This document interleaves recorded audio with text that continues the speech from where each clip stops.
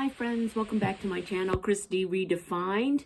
It's been a little while since I've done a longer video, so I wanted to just touch base. I wish the news was good. It's really grim. Going to be touching on, of course, politics. I can't avoid that topic with the war. So many reasons why we are in an illegal war. So many reasons that don't make sense, but we certainly can easily follow it. I have some theories myself about why we're at war with Iran. An illegal, both constitutionally and by international law, an illegal war. And then as an estranged mom, how does it make me feel? So let me just cover the reasons why I think, and this is completely all theory and from watching podcasts and kind of getting perspectives and getting information through the podcasts that I trust. I think there are several factors that made the current orange occupant of our White House bomb Iran and start a illegal, horrible war that will last years and years. And it's completely destabilized everything in the Middle East. European populations are trying to get the heck out of Dubai and neighboring areas in the Middle East to get safe. There was no warning from our president so that our consulates could get our people out. No warning to Americans. They're just trapped there. I am understanding that Portugal, as a government, has sent military transports into the area to scoop up their citizens and keep them safe. They've also transported some Germans, Italians, and French citizens as well to help them out and get them to safety. So at least the Portuguese sent military transports to help their people. Did our government do that to help our people who are stranded there? No. No. I'm incensed, obviously. So why are we at war? Number one, we were getting so close on the Epstein files. Yeah, the more information was released, 24 hours ago, and now we see that a 13 to 15-year-old had been sexually assaulted by our current occupant of the White House, the convicted sexual assault felon. And now a woman who was 13 to 15 years old when she was sexually assaulted is now accusing Donald Trump. There are others who have also accused him of assaulting them when they were in that age range as well, teenagers.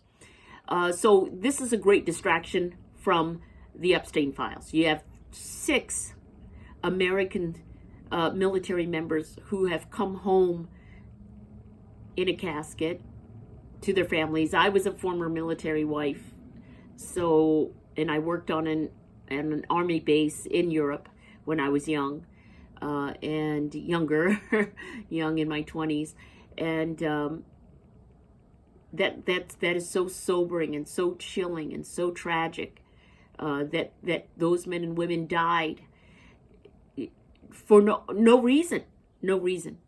Another theory is that dump is being threatened by Netanyahu, who probably has some dirt on him. Everyone is pretty sure of this, and he basically leads dump around by a collar with this evidence of, I'm sure, horrific crimes that he's already maybe it's pictures with little girls. Maybe it is, I don't know what he has, but he's got something on dump to make him do everything that he just wants him to do.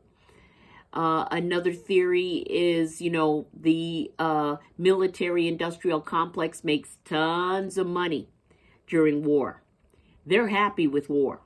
Military weapons and military transports and all of this stuff, military equipment, those companies make a ton of money during war. There's yet another reason why we're at war. So there are a plethora of reasons why this GOP maggot president has brought us to war.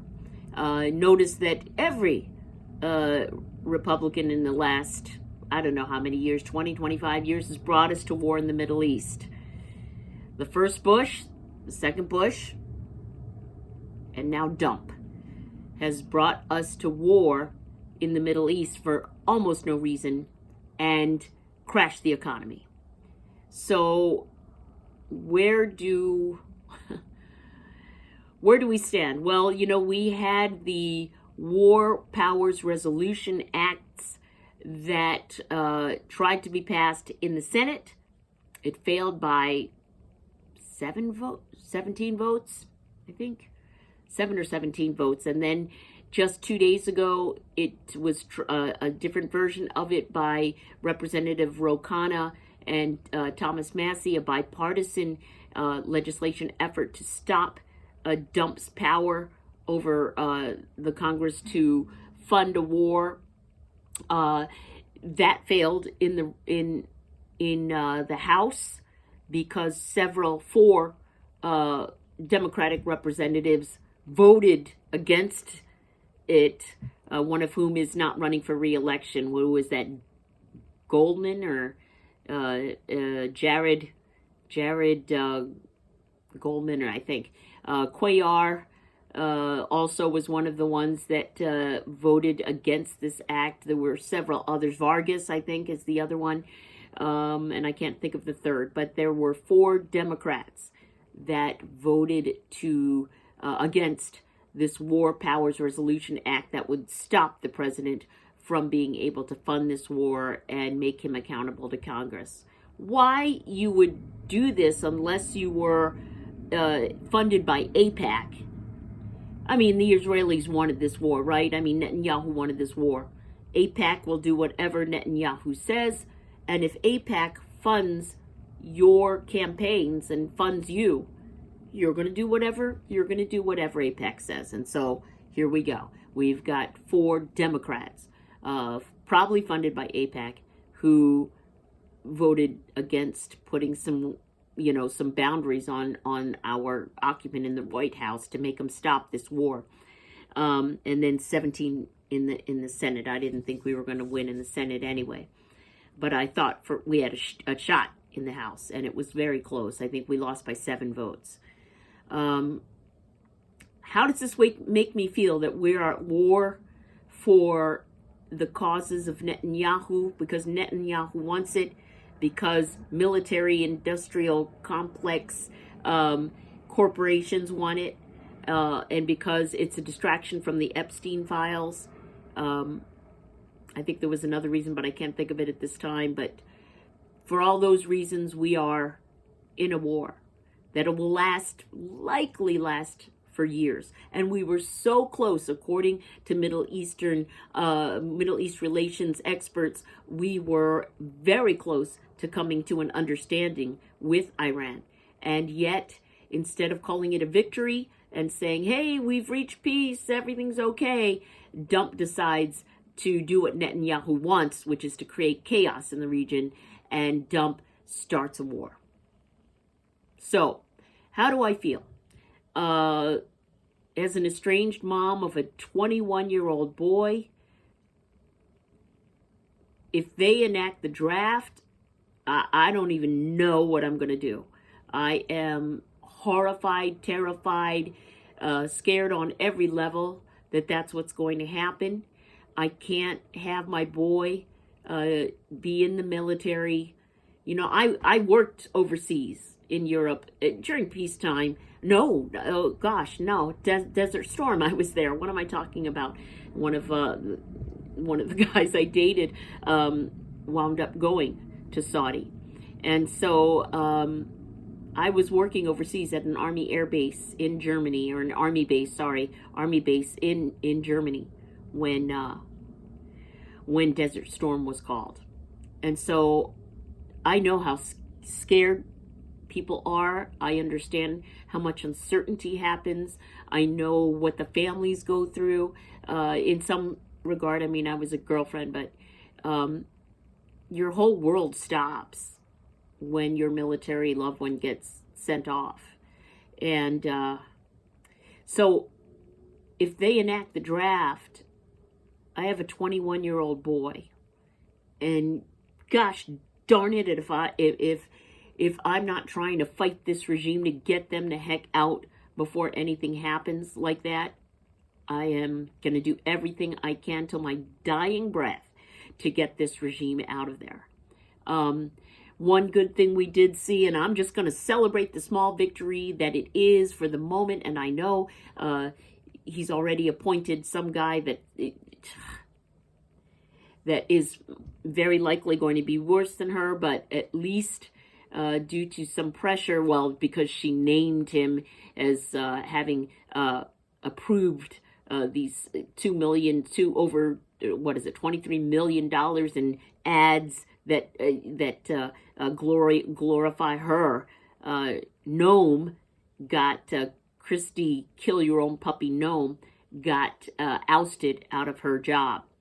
And so he has, Dump has already appointed Mark Wayne, what is his name? I can't even remember his last name. Mark Wayne, senator out of Oklahoma, Mark Wayne Mullen out of Oklahoma to replace her. He may be worse than her. I've already looked at he's a election denier. He is a maggot through and through, and he's dumb as a box of rocks. He was on in front of cameras saying, this is a war, we're at war, and less than 1 minute later, he says, no, it's not a war. We didn't officially declare war. And the reporter had to point out, like, you just said it. And he was like, oh, misquote. This is super serious. There are people have already died, and people's children, people's parents, children, brothers, sisters, they're going to war. We should know the reason why.